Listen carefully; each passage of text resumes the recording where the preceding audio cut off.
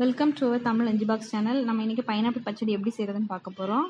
கடாயில் தண்ணி ஊற்றி வெட்டி வச்சுருக்க பைனாப்பிள் அதுக்கு கூட சேர்த்துக்கோங்க.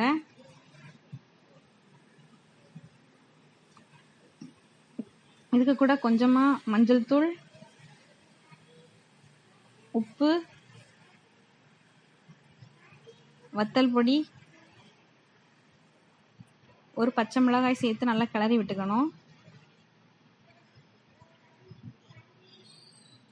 மூடி வச்சு நல்லா வேக வைக்கணும்.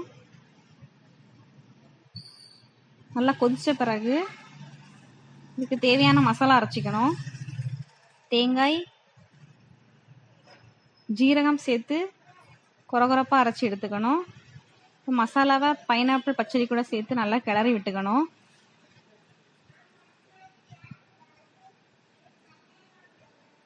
ஒரு கரண்டி தயிர் சேர்த்து நல்லா கிளறி விட்டுக்கோங்க. தண்ணி பத்தலைன்னா கொஞ்சமாக தண்ணி சேர்த்துக்கோங்க.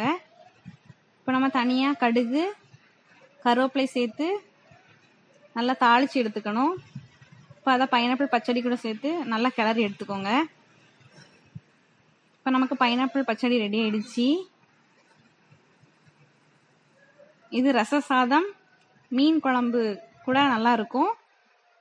லைக் பண்ணுங்க, கமெண்ட் பண்ணுங்க, ஷேர் பண்ணுங்க, சப்ஸ்கிரைப் பண்ணுங்க. தேங்க்யூ.